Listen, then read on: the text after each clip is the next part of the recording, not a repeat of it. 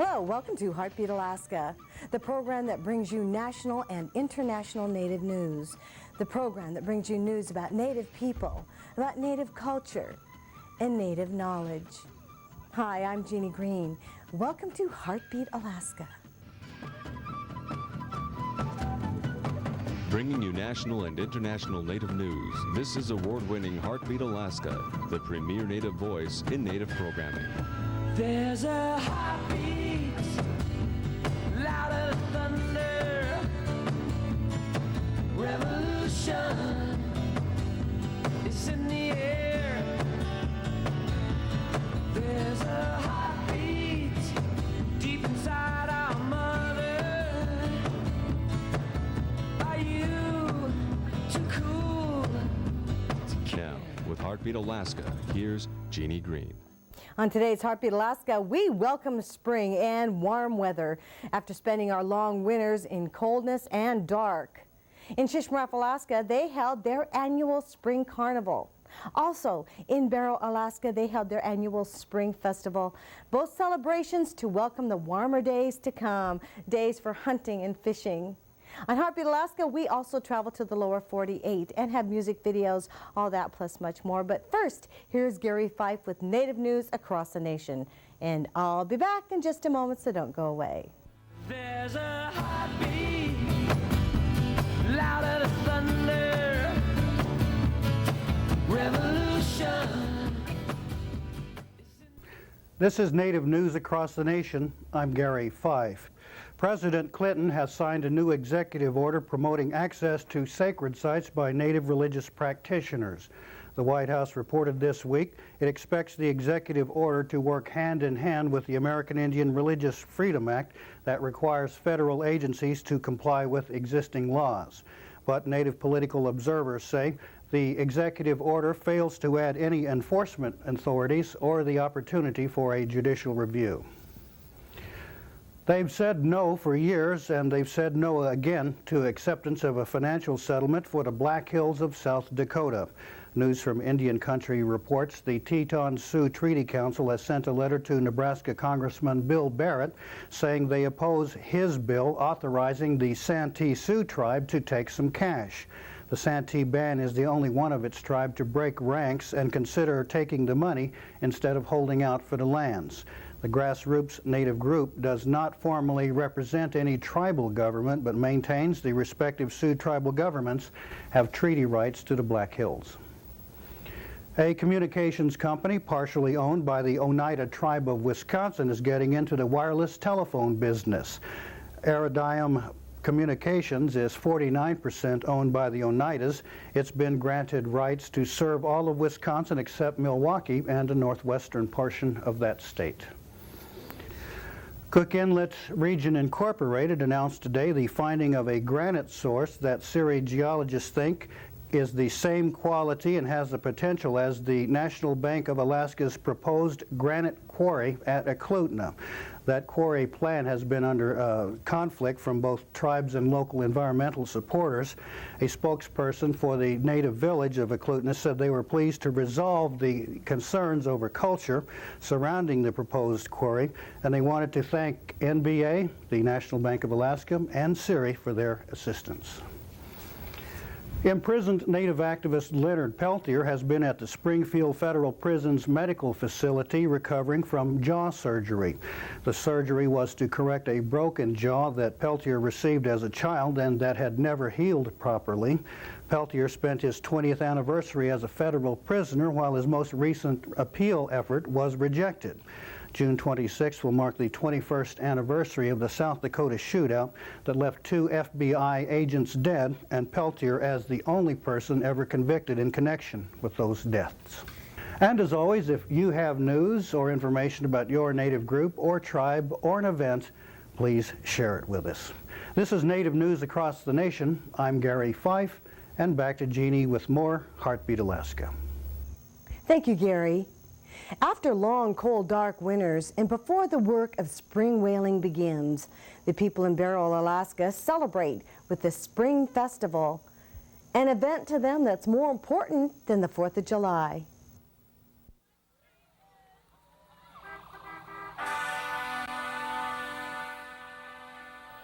It's a big deal in Barrow, Alaska. Springtime, the end of darkness, the beginning of the busiest time of year. A time when the snow begins to melt. A time for hunting, hunting for whales, ptarmigans, fish. The ice begins to melt. School ends and the bugs come out. It's time to celebrate, Barrow, Alaska style. Every fire truck, ambulance, every vehicle with a light on it, even the water delivery truck, lined up for the biggest parade in town. Even the 4th of July parade pales by comparison. Barrow is the northernmost city in the United States. They endure months of darkness and cold. Yet the Inupiat people have thrived here. It's a modern community with over 4,000 residents. And although it is modern, subsistence hunting and fishing are still very important to the local economy. Many residents who work full or part-time continue to hunt and fish for much of their food. And springtime is the time to prepare for whaling.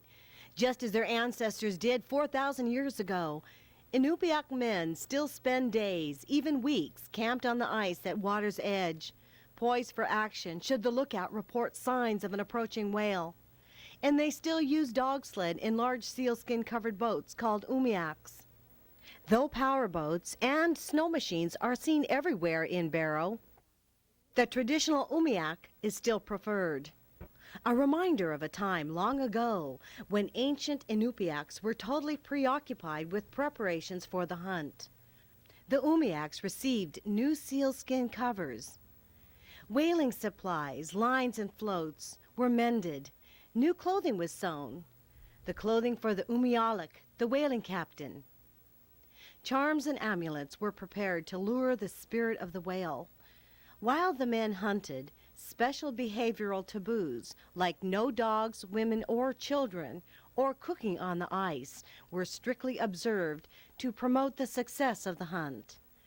The umialik's wife, especially, was expected to remain docile, to ensure the whale's similar behavior. Her dignified silence induced the whale to come willingly to the hunters. Later, at the ice's edge, she would greet the subdued whale with songs and a drink of fresh water from a ceremonial baleen bucket. The umialik then provided for the community by distributing the whale among the crews who participated in the hunt.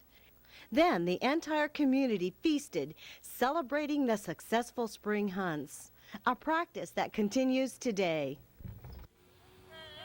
And today's world brings with it new traditions. The annual Spring Festival in Barrow is only 15 years old. It marks the beginning of the whale hunt and warmer days to come. The events are a mixture of Western culture and Inupiat, such as the umialik or whaling captain's race.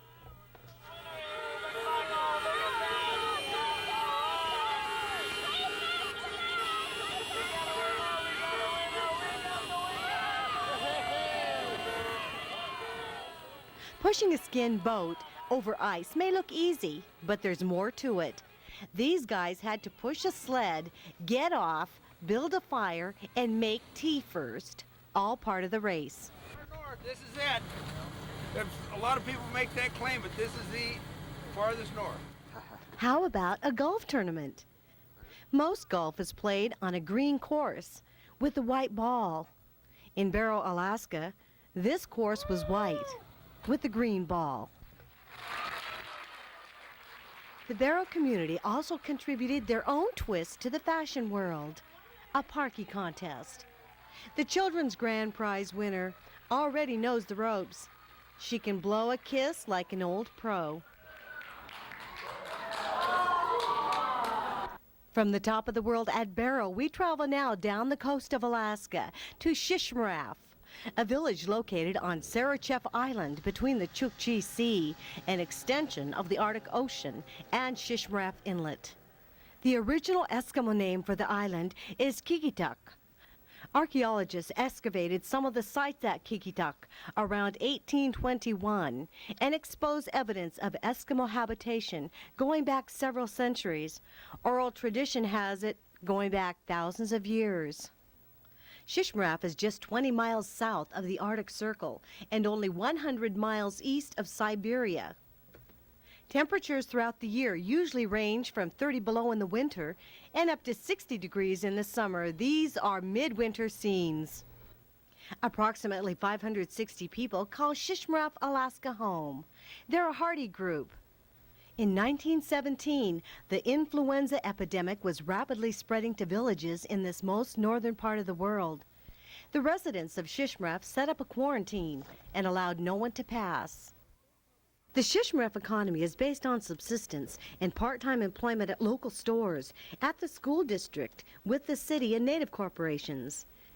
After a long cold winter, springtime comes and residents harvest ugruk or bearded seal. They hunt walrus, seals, rabbits, ptarmigan, waterfowl. They gather eggs, various greens and plants, and they have the Shishmaref Spring Carnival. It's an exciting time in Shishmaref, Alaska, the Inupiat community in the far north. Their home is on the coast, exposed to winter wind. Springtime is a big event. There's still some snow on the ground, but inside the games are underway.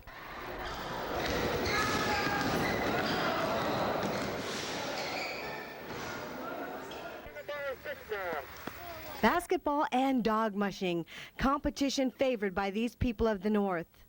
One of the most famous dog mushers in Shishmaref is Herbie Nayokpuk, a world-famous dog musher best known as the Shishmaref Cannonball. Herbie Nayokpuk participated in the Iditarod for many years. He's also been recognized as an honorary Iditarod musher. My stepfather. When was this picture taken? That was taken in 1932. Look at this, hunting. How are That's you the in way. any of these pictures? That's the way we hunt long ago. That's me right there, This is right in the skin boat. Herbie and his wife live in Shishmaref, Alaska year-round, and you can bet that every single year they also attend the annual Spring Carnival. Someday I'd like to visit Shishmaref, Alaska. I'm related to many people in that village, including Herbie Nayokpuk. My grandmother May Herman was born there on my father's side. Let's travel now to another country, to Greenland, thanks to video supplied to Heartbeat Alaska by producer Isak Kleist. The title of this segment is called Greenland, Land of Challenge.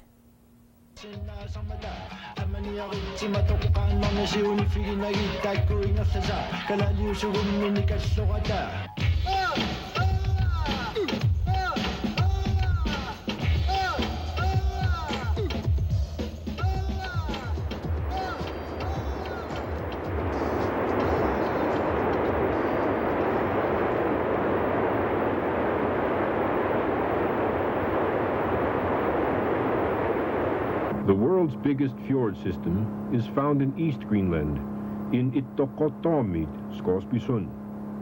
It is 300 kilometers long. These musk ox hunters have to sail for 5 hours in their speedboats to get to the hunting grounds. The fjord is the real home of the musk oxen. In the 70s, a group of musk oxen were moved to the west coast. They have bred so well that West Greenlanders can now go musk ox hunting every autumn.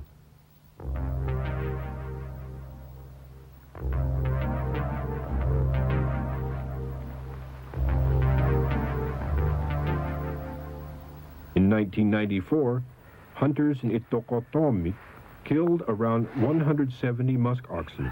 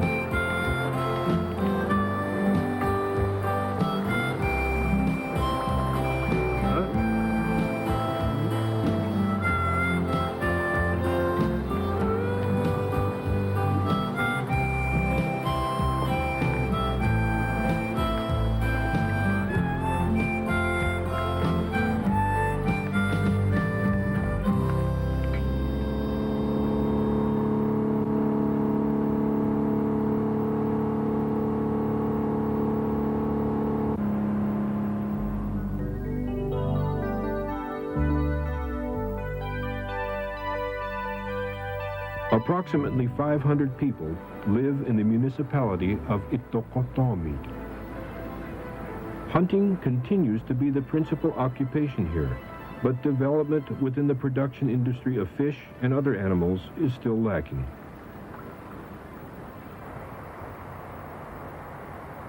Itokotomi is well known for its intrepid polar bear hunters.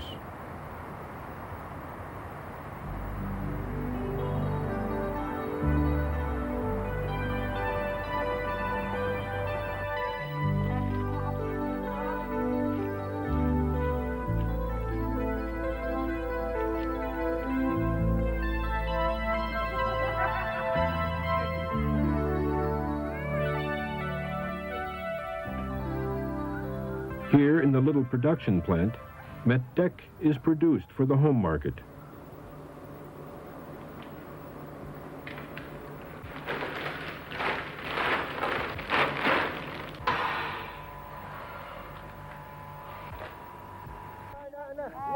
In 1994, Desilok, the main town in East Greenland, celebrated its centenary as a commercial parish district.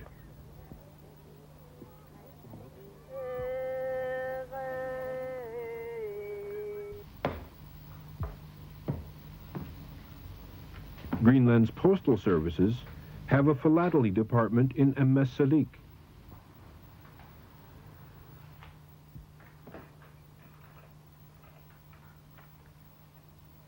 Greenlandic stamps are highly prized abroad, partly because they are printed in such small numbers. The Emmesalik department has built up a big client base of collectors the world over.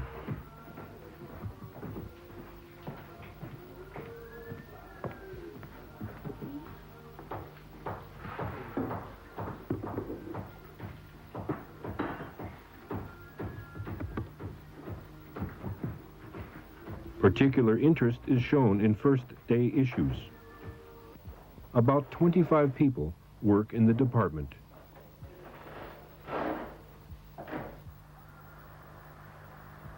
Greenland's Home Rule government carried out trial fishing in the Emmesalik district in 1994. Results were good, with plentiful stocks of Greenland halibut. Fishing will be developed further in the region in the coming years.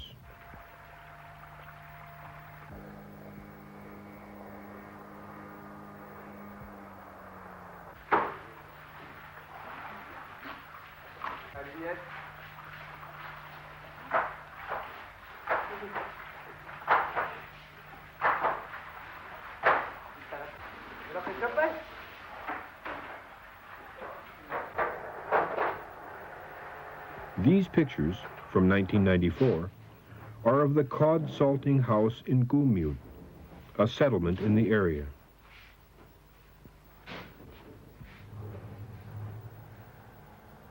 The big open water towns on the west coast, Sisimiut, Menitsok, and Nuuk, are the industrial backbone of Greenland and the home bases for the big seagoing trawlers.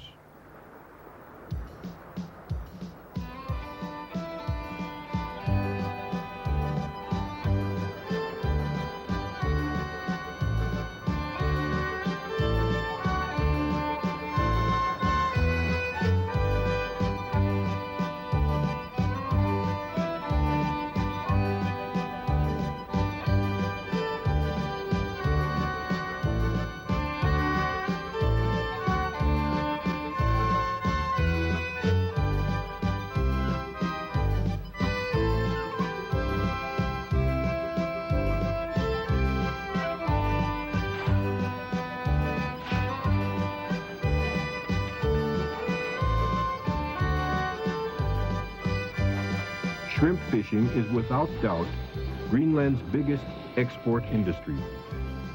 Shrimp exports fetched the country 1.4 billion Danish crowns in 1994.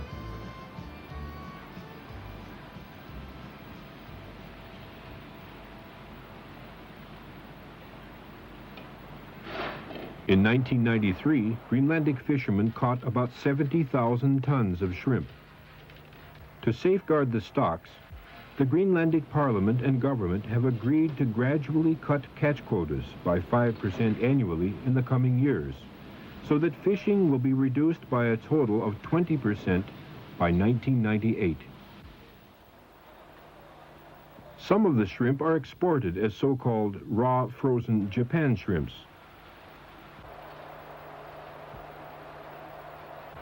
Significant quantities are sea-cooked on board the trawlers and then sold to the Scandinavian and European markets. Fantails are an Asian delicacy, which used to be produced only in Japan. Over the past 2 years, however, Royal Greenland has been producing these delicate raw frozen shrimp.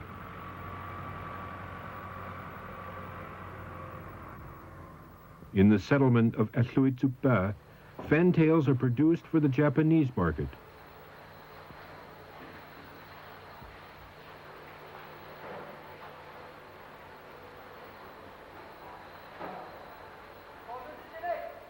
Precision work is required. Even the shrimp's tiny intestines are removed with a pincette.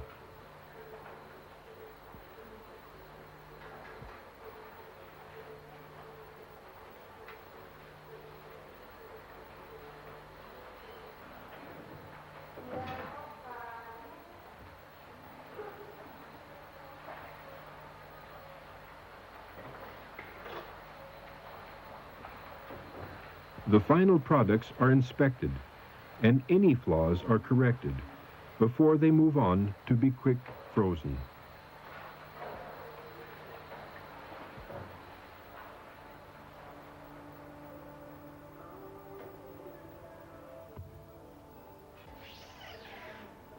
Royal Greenland is Greenland's largest employer with about 3,000 employees.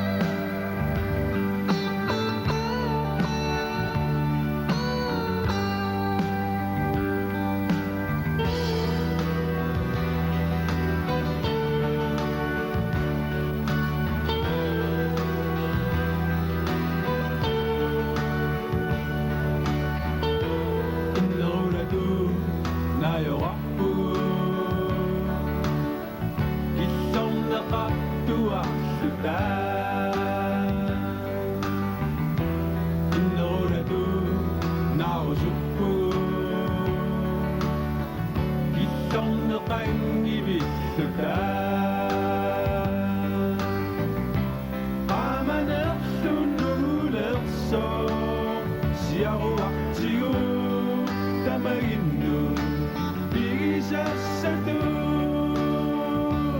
intiyo.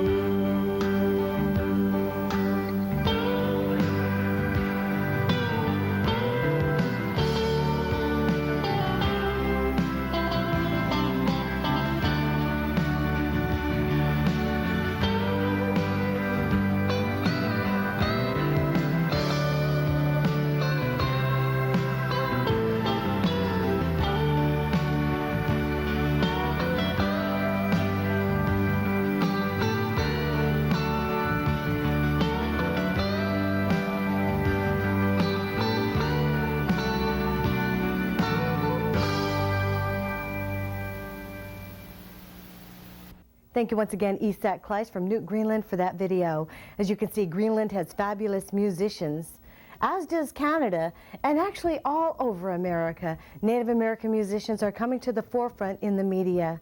Thank you once again for joining us for Heartbeat Alaska. For all of us here, please be safe this coming week. Tune in again. In many areas, we're aired more than once a week. And beginning with this program in Anchorage, Alaska, you can see us twice. Once on Monday night and once on Sunday. So make sure that you tune in. Thank you once again for joining us. I'm Jeannie Green. God bless, and see you next week.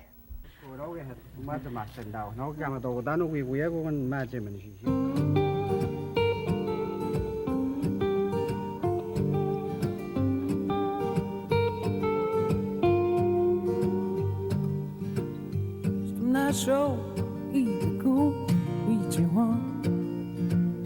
Still not show either go. Still not show either go reach you on. Still not show either go. Ci wit matankini eshe sendoma. Ci wit matankini eshe butaya.